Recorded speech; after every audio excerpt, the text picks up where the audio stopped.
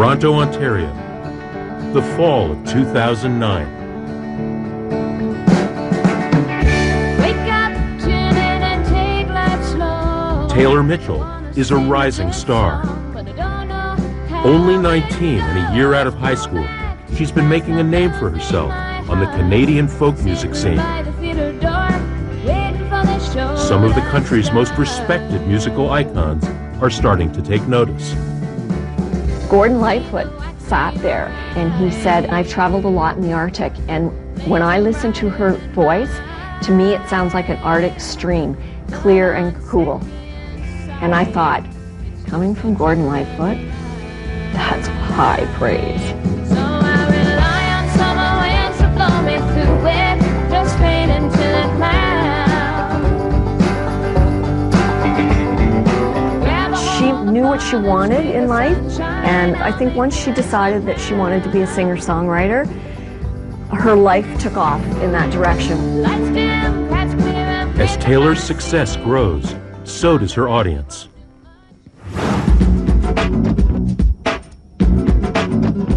Hanging out on Toronto's Talent, I'm joined with Taylor Mitchell. You brought your guitar, and tell us what you're going to be playing for us today. It's a song about coming to a point in your life and you don't really know how you got there, and trying to figure out how to find your way back on the road. I was born beneath a smoky line. You couldn't faze me if you tried. Following the release of her first album in the spring of 2009, she begins a solo tour of Eastern Canada to support her album.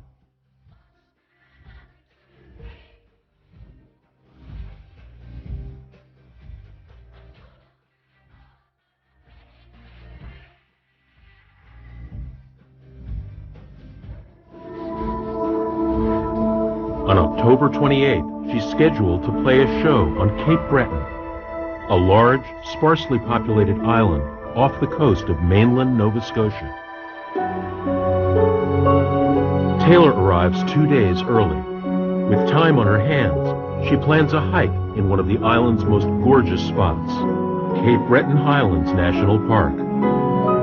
The park lies on 93,000 hectares, with dozens of hiking trails snaking through lush river valleys and dense forests.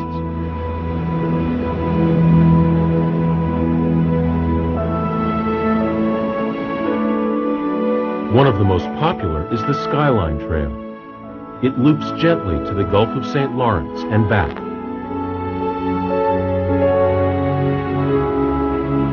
Some walk the skyline for its mild slope and beautiful views.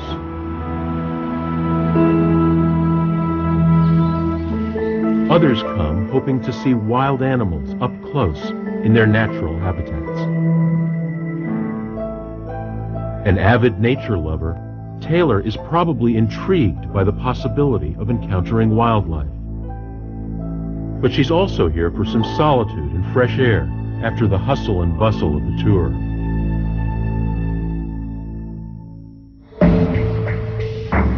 At around 2:30 p.m., Taylor leaves the parking lot, heading up an access road that leads to a clearing where the trail begins. About 15 minutes later, she passes a couple heading in the opposite direction. We hiked all the way out to the headlands, and about halfway back to the parking lot, we met a lone hiker, a young teenage girl. This is the last time anyone sees Taylor Mitchell safe and sound.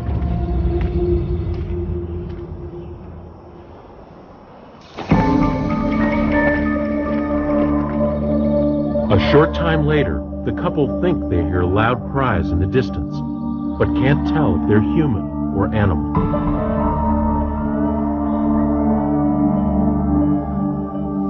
They rush to the parking lot and call 911 from an emergency phone.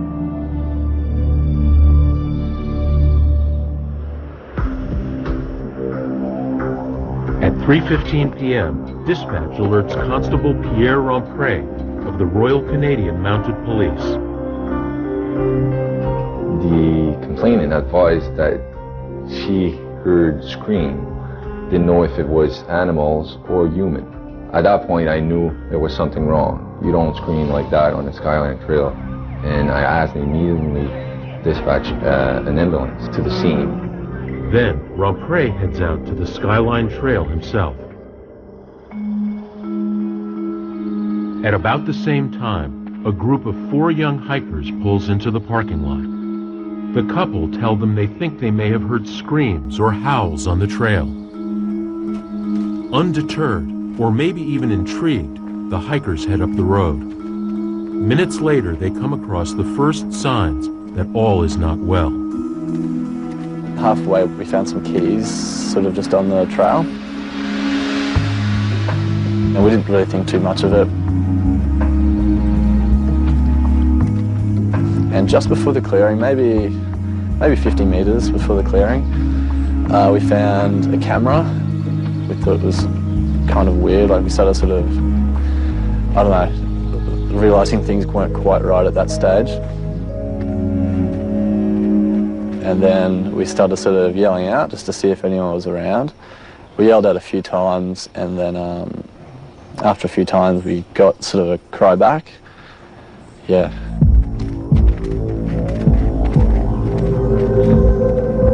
The hikers quicken their pace to the clearing at the end of the access road. We sort of saw through the trees before we got to the corner. We saw blood and like sort of clothing with blood on it, and we were sort of all a bit taken back, like what is going on here?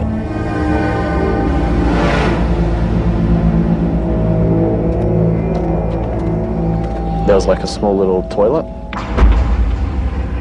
and it had like blood just below the handle. It was crazy. It was like out of a horror film kind of thing. I definitely thought it was sort of some sort of murder, and there was some crazy axe murderer guy there. Like it was bizarre.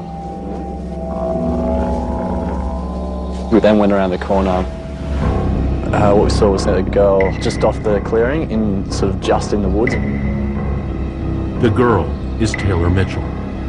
Her body is riddled with bites. She has massive wounds to her left leg and head and is barely conscious. Standing over her, a single coyote.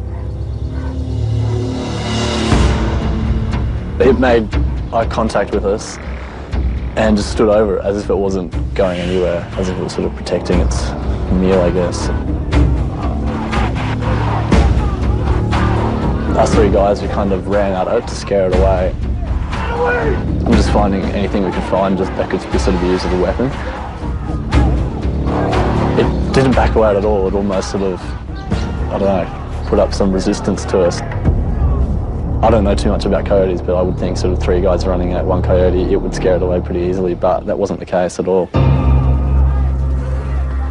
Eventually, the hikers are able to get the animal to withdraw by charging and throwing sticks. But it never moves more than 10 meters from the injured woman. We went over to her, and she was conscious the whole time I was talking to her. And she said she was, Taylor, she said she was 19 and she was from Toronto. I didn't really get too much more out of her because I think she was finding it hard to communicate at that stage. 5 minutes later, Constable Pierre Rompré arrives at the scene. He finds the hikers, signs of a violent struggle, and Taylor Mitchell on the ground. A few minutes later, the paramedics arrive and carry Taylor to the ambulance. Her injuries are unimaginable. Her condition so critical, it takes both paramedics to treat her. Rompré is forced to drive.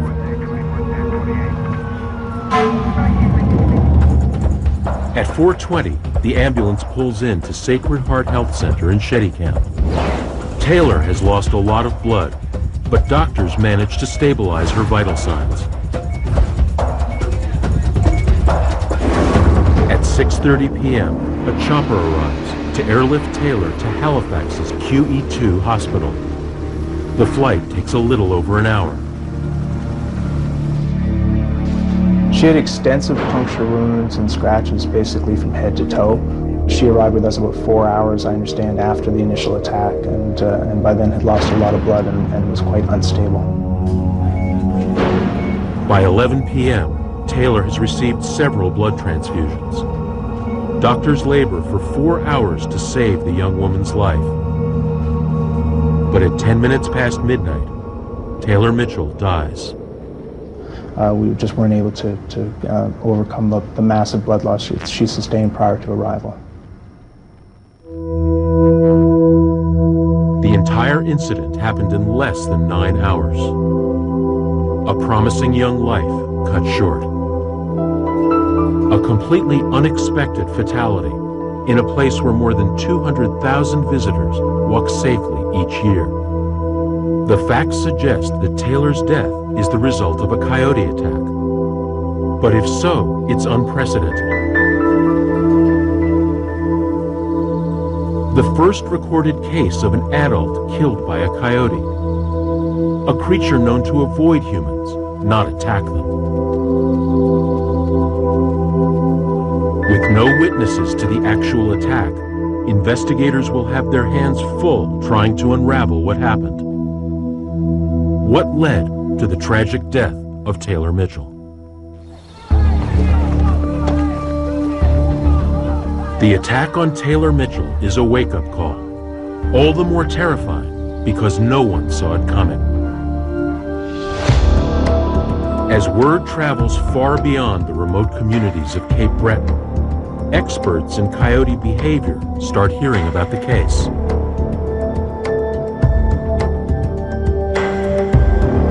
2,600 kilometers away, Dr. Stanley Garrett learns of it almost immediately. So she's right down there. A wildlife ecologist at The Ohio State University, Stan has been radio collaring and tracking coyotes for the last 10 years. The first notice I ever got about this incident, I remember it very well. It was actually in the middle of the night. I started receiving calls from Canadian media that there had been an attack. And an attack on a woman, but many of the details, of course, weren't available. So at that point, I didn't understand the severity of it at all, and I don't think anyone really did.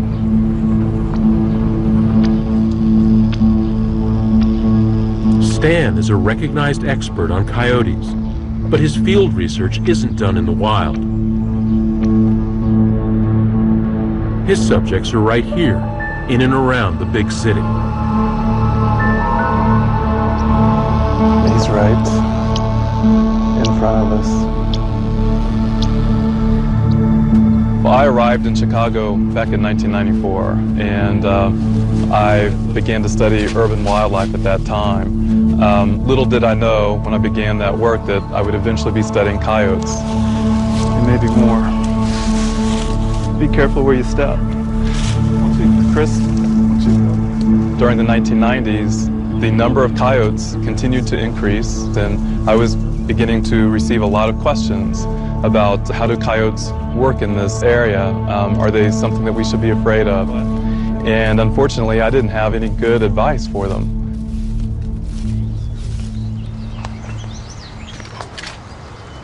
Over the last decade, Stan's research has taught him a lot about how coyotes share living spaces with people. 6 for the tail. Hundreds, maybe thousands of coyotes now thrive in Chicago. There you go. Good job. All right. A densely populated urban center should be an incubator for interspecies conflict. But there has never been a coyote attack on a person here. Not one. For Stan, that makes the fatal attack in Cape Breton all the more astonishing. It turns on its head everything he thinks he knows about coyotes. When I heard that it was fatal, I was in shock. I really didn't expect that. It was an adult that was healthy and vigorous and everything, and that's not what we would normally expect for a fatal attack. In fact, the incident seems so unusual, Stan doesn't quite believe what he's heard. So he heads up to Cape Breton to investigate for himself.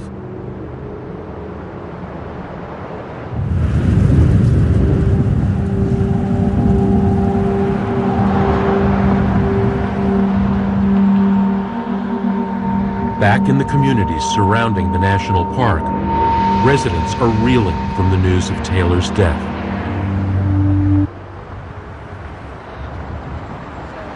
Long-time Cape Breton resident Jim Mustard is county councilor for the town of Inverness.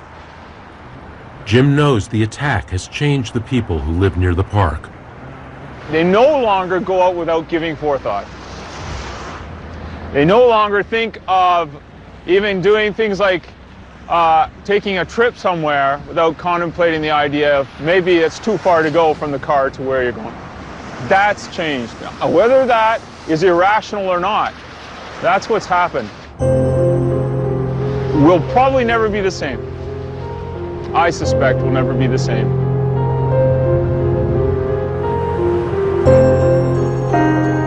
For the Cape Bretoners who live near the Skyline Trail, Taylor's death is not only shocking, it's bizarre. The attack seems completely out of character for the normally elusive coyotes.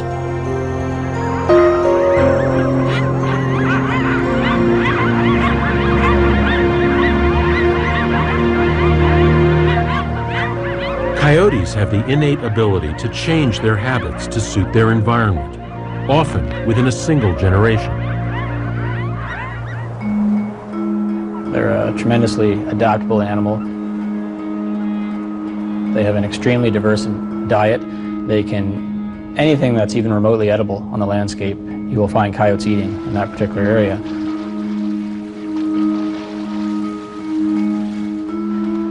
They're capable of living in temperatures, extremes from very hot desert environments to cold Arctic environments and everything in between.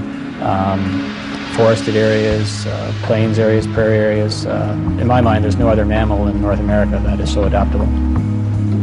So regardless of how you feel about coyotes, you can't help but respect them. Over the years, coyotes have constantly explored new habitats. Today, they live in every American state except Hawaii.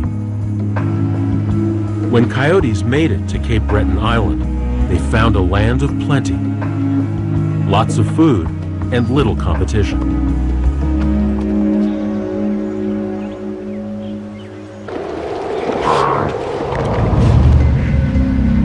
Where food is involved, coyotes can be ferocious, even toward their own kind.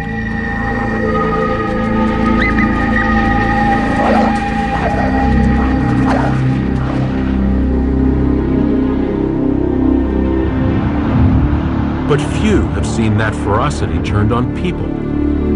Coyotes' typical response to humans is to run away. As Taylor Mitchell set out, she probably didn't give coyotes much thought.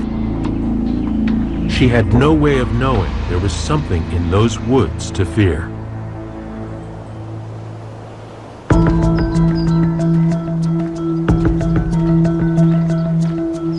When Stan Garrett arrives in Cape Breton, his first step is to walk the route Taylor Mitchell took the day she was killed. He's sure there must be something different about this place, or about the coyotes that live in this park. There was a lot of speculation as to what might explain this behavior. So some of the ideas have been that we're talking about coyotes that are sick, such as rabies, or unhealthy, maybe emaciated, maybe really old and not able to catch their own food. Maybe people had been feeding them, so they had lost their fear of people over the course of time and become increasingly aggressive. So there was that theory out there. Stan's starting hypothesis is that given the severity of Taylor's wounds, there must have been multiple coyotes. even though Constable Rampre and the hikers had seen only one. I would be shocked if that was an attack of only one coyote on that individual.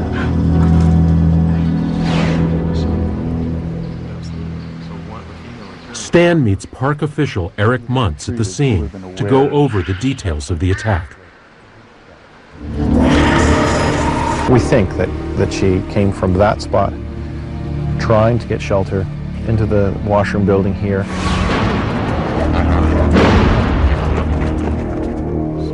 So we feel as though she made an attempt to get inside the washroom, and there was a sign of a struggle on the ground here, but she was unable to get inside. She was found right here, laying in the woods right here.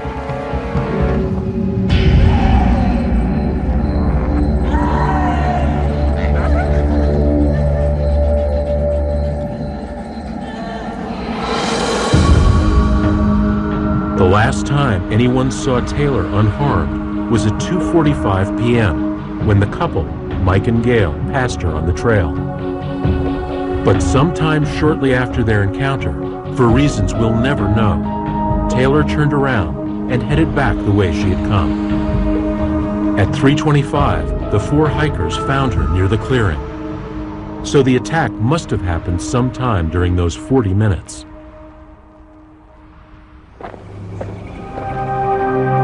And thanks to Mike and Gail, we also know there were others in the vicinity at that time. About halfway down the access road, Mike brought to my attention that he saw two animals coming towards us. I looked up and I saw what appeared to be a German Shepherd. Gail told me that's a coyote. So at that point I pulled my camera out and I started taking shots.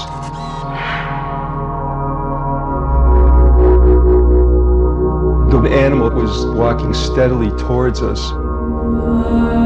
A second animal came out from behind the first, and we were startled by it, and I managed to get a picture of the two of them together. Once we saw it disappear, we started then walking towards where our car was parked. That's when we heard a scream.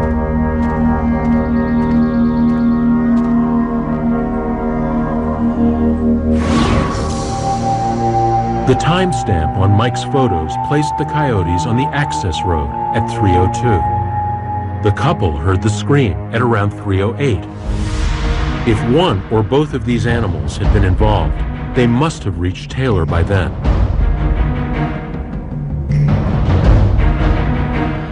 That's a 6-minute window from when they were photographed to when the attack began. The coyotes would have walked right into Taylor as she headed back to her car. This is where the attack probably started.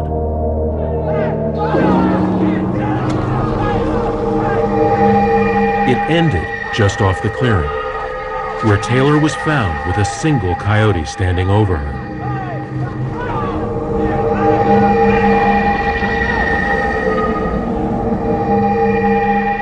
One animal caught in the act, but now, photographic evidence that there were at least two on the trail. Tahun lepas user guna ubat gigi sensitif biasa kan? Betul. Ingat ni?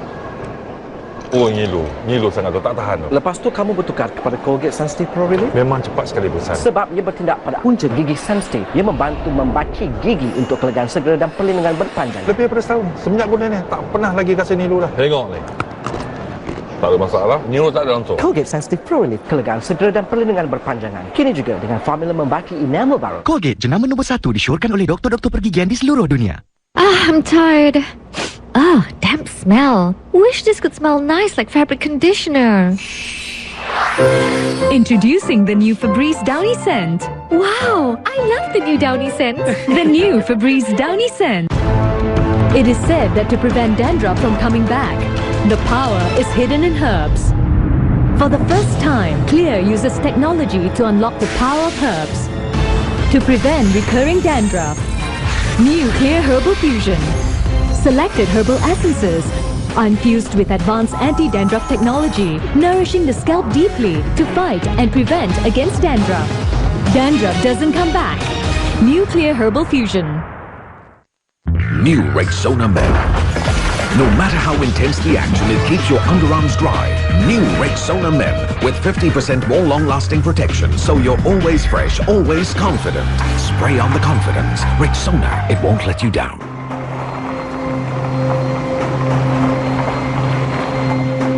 Shortly after the attack on Taylor Mitchell, Parks Canada sets out to find and kill the coyote Constable Romprey wounded. Standard practice when a human is killed by a wild animal.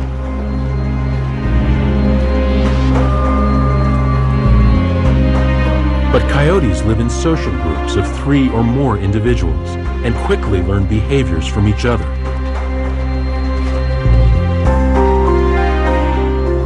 So the wardens have to expand the hunt. Between October 27th and November 14th, they kill a total of 6 coyotes in the general vicinity of the Skyline Trail, and 1 a little further away.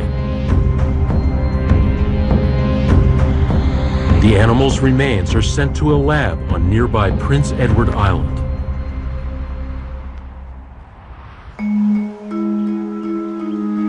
What Stan Garrett discovers here will only deepen the mystery surrounding Taylor's death on the Skyline Trail. Pierre-Yves Daoust is a wildlife pathologist at the University of Prince Edward Island. He believes there is evidence that at least 3 coyotes were involved in the attack. So were you able to find evidence that actually linked these animals to the incident? Definitely one of them could be placed at the scene. The other ones we could quite confidently place at the scene based on the some of the unique markings on the pelt, and also because we did identify ammunition in the carcasses. This male coyote, designated C2, was hit with 2 kinds of shotgun loads. Since the wardens used different ammunition from Constable Romprey, it's clear that this was the animal Romprey wounded at the scene, the animal that was standing over Taylor. According to some experts, the markings on this male coyote, marked C3, match the markings of the lead animal in Mike's photograph. And this female coyote, designated C1, was linked to the scene by human remains in her stomach. Then in the first animal, indeed, there was a small amount of material in its stomach that was compatible with human origin. And I certainly do not want to elaborate further on that, but it was good evidence that this particular coyote was directly associated with the attack. Together, the necropsy results point to 3 coyotes at the scene of the attack. Since only 1 was seen by eyewitnesses, this is a milestone in the Taylor Mitchell investigation.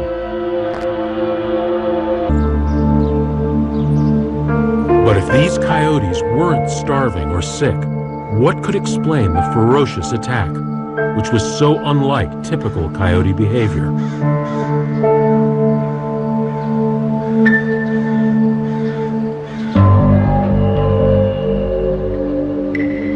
Could Taylor herself have done something to spark their aggression? Some wondered whether she had tried to feed them. But no human food was found at the scene or in her clothing. Could she have tried to explore a den? Not likely, because any spring dens for young pups would have been long abandoned by the fall. With no evidence that Taylor had incited the attack, investigators turned their attention back to the 3 animals. Did all 3 coyotes belong to the same pack, or were they members of different families? The answer might help explain what motivated their highly unusual behavior.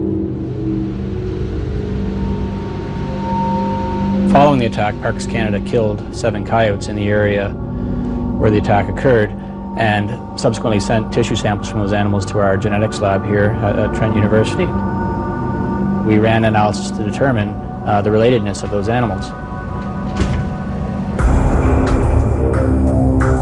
C1, the coyote that had human remains in its stomach, is probably the dominant female of a family group. C2 is the animal the hikers found standing over Taylor, the one Constable Romprey shot but didn't kill. It's unrelated to C1, so it could be her mate. Because C1 and C2 appear to have been together at the scene, but are not related, they're most likely the alpha pair of the pack.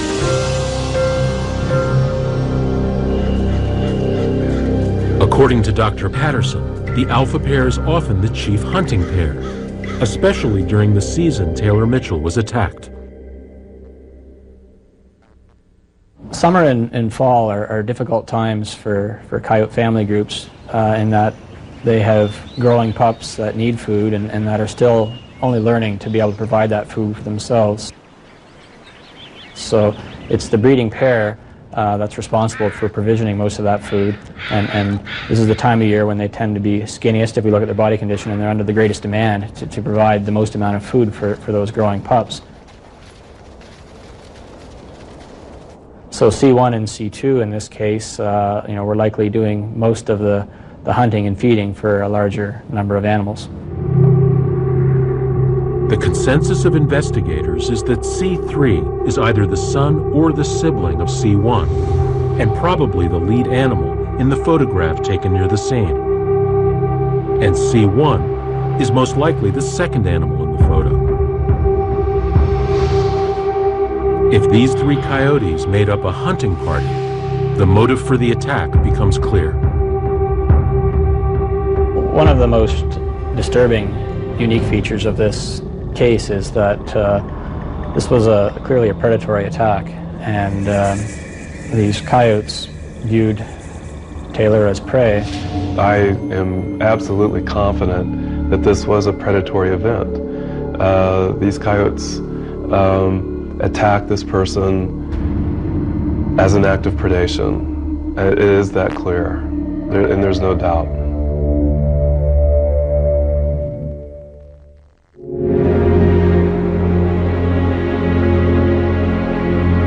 The motive for the coyotes' attack on Taylor Mitchell is finally becoming clear. It wasn't self-defense, defense of offspring, or defense of territory. Taylor was being hunted, and by a species thought to shy away from human contact. Either coyote behavior is changing before our eyes, or there is something unique about these animals or the context of the attack.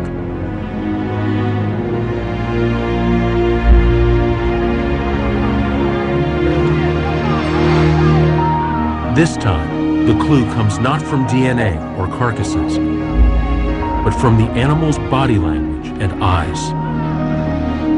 Everyone who saw the coyotes describes them the same way.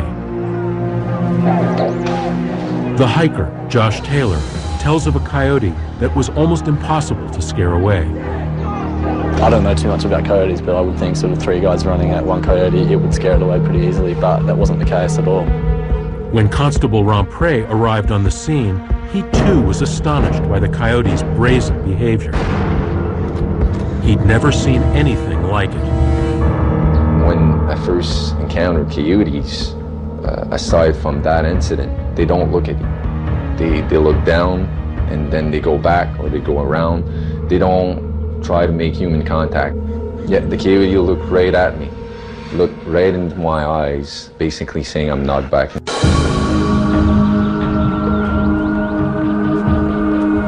Mike and Gail, who saw the 2 coyotes just before the attack, agree.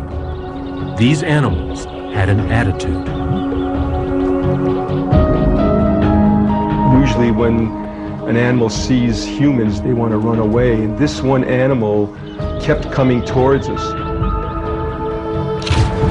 This lead guy never took his eyes off us and just kept walking at a nice, steady, slow gait. It was really weird. The fact that the animals came so close says something in itself. First of all, it would be extremely unusual to have an opportunity to take a picture like this unless you had a very strong telephoto lens and great camera equipment. So the very fact that this picture was taken with a typical point-and-shoot camera indicates that these coyotes were fearless and not scared of people. Secondly, the coyote in the foreground is looking right at the photographer and is not backing away. And this indicates, again, no fear of people and a dominant status being held by this particular coyote. This is the next piece of the puzzle. Taylor encountered animals that, contrary to what even experts expected, were simply not intimidated by her. Usually when we see coyotes that act that bold, in which they really don't care, or that someone's on the trail, or even if they're ignoring someone, is that we assume that that's an animal that's habituated. In other words, it's encountered people many times before, and they've learned not to be afraid of them. It's something Stan expects in populated areas, where humans and animals live in close proximity. But ironically, a protected animal sanctuary like a national park can breed habituation and fearlessness as well.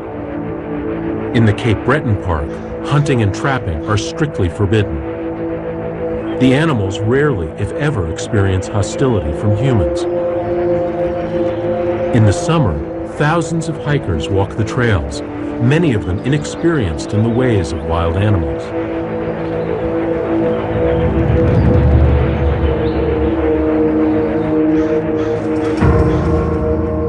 And by their very nature, coyotes are always pushing the envelope. They're constantly testing. They're seeing what they can get away with. We also have trails that are, the vegetation is very dense, and we cut holes through this dense vegetation, and the coyotes use these trails. We know that they follow the paths of least resistance, and they're following where we walk. So we're creating places where there can be just natural interaction between coyotes and people.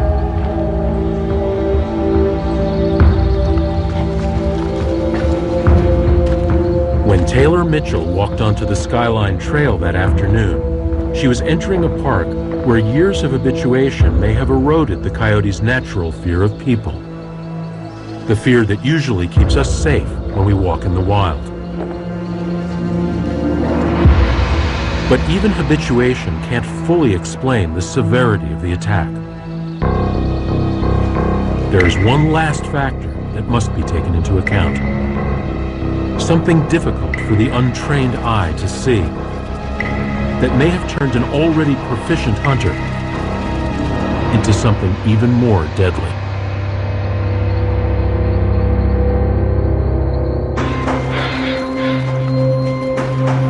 Coyotes have been called one of the most successful predators on Earth. They're smart, learn fast, and can change their tactics in the blink of an eye. Because they're so adaptable and so curious, they're constantly pushing at the boundaries of their territory, looking for new places to call home. Over the past 100 years, coyotes have dramatically expanded their range. The earliest European settlers found them mainly on North America's Central Plains. But by the early 1900s, they were spreading out in all directions and changing as they went. As coyotes were expanding to the north and east, specifically when they passed through southern Ontario, they came into contact with our remnant population of eastern wolves, and they actually interbred. And all the coyotes that went on to colonize the northeastern United States and eastern Canada carried with them some wolf DNA that they picked up here in southern Ontario. This interbreeding between coyotes and wolves created a new kind of coyote, a hybrid called the eastern coyote. All Cape Breton coyotes, including the ones that attacked Taylor Mitchell, are eastern. Their DNA contains both coyote genes and wolves. As a result, they're generally larger than western coyotes. So we have in front of us here the body of a large adult male eastern coyote that we just pulled out of our freezers. We know this animal is an eastern coyote, not only because of its relatively large body size, but more specifically because of the features of the skull. If you look at the head on this animal, you can see a relatively massive, wide skull with a fairly thick muzzle, and this is a much heavier bone structure than you would ever see on a typical western coyote. Not only are they usually bigger than their western cousins, eastern coyotes also seem more likely to take larger prey. And they might be less intimidated by another animal's size. But just as important, some experts think the eastern coyotes may also use more wolf-like hunting techniques. Although western coyotes can take down big prey, they generally favor smaller animals, like mice and voles, and tend to hunt alone or in groups of two. Eastern coyotes, on the other hand, seem more likely to hunt cooperatively, a method generally characteristic of wolves.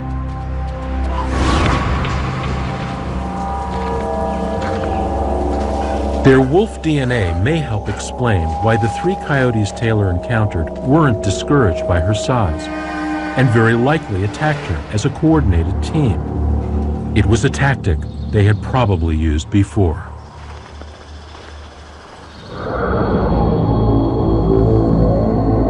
Investigators have uncovered a number of reasons why a group of coyotes chased and killed a young woman in the Cape Breton forest. What sealed Taylor Mitchell's fate, however, may have been an act of pure instinct, one she found impossible to control.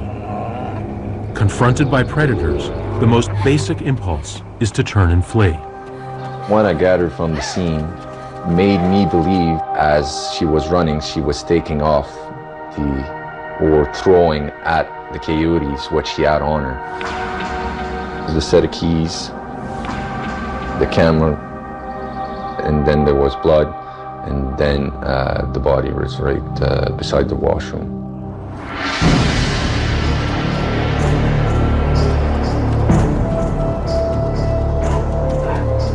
In the terrifying heat of the moment, it would have been the most natural thing in the world for Taylor to run.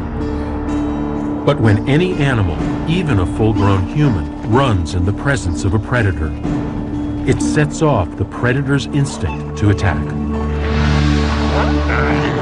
We don't know at what point during the attack she began to run, whether it was before or after the coyotes made physical contact with her, but it is likely that in fleeing from the coyotes, she may have elicited a stronger predatory response.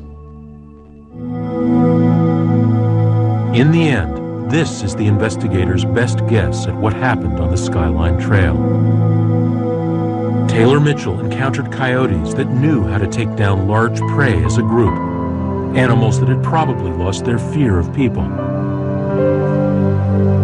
2 of the coyotes may have been the alpha members of a pack that had many mouths to feed, and Taylor may have triggered their attack by turning to flee. Her instinct to run sparked their instinct to attack.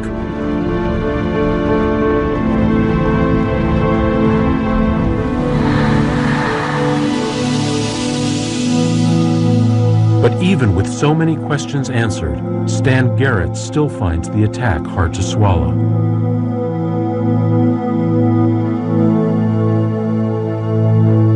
I still have a hard time equating those animals that were on that trail that are in that picture with the animals that I study. I mean, I know they're the same species, but I just never would have thought, even on a predatory event, that it would be of that kind of nature.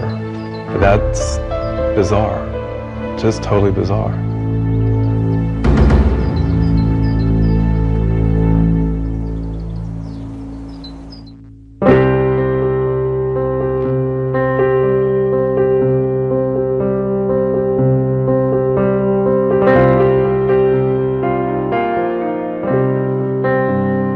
If her life had taken a different path, Taylor Mitchell would be known for her music, not as the first adult on record to be killed by coyotes.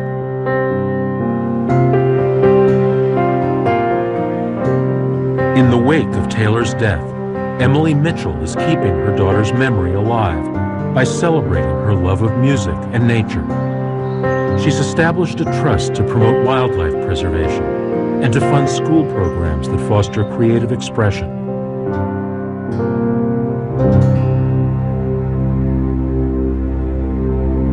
She wouldn't want people to be afraid because this happened to her. People have to understand when you go into a park that it's a protected park, but it's protected for the wildlife. It's not protected for people. And I think that sometimes we forget that. And Taylor knew that. And you have to have some respect for that. It would be easy to think of Taylor's death as a blip on the radar, a tragedy that happened far away to someone else. But that would be a mistake. Because whether we see them or not, coyotes have moved into our neighborhoods. They're in our cities and suburbs, attracted by human refuse and a large supply of rodents to eat. And their numbers are growing.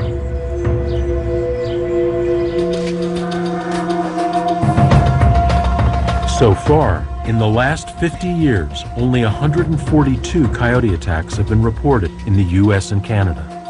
But that could change in a heartbeat. Because coyotes can change in a heartbeat. If Taylor Mitchell's death is to have any lasting meaning, it will lie in our attempts to understand these remarkably adaptable animals and to find ways to coexist. It's a matter of urgency, because today, we all live in coyote country.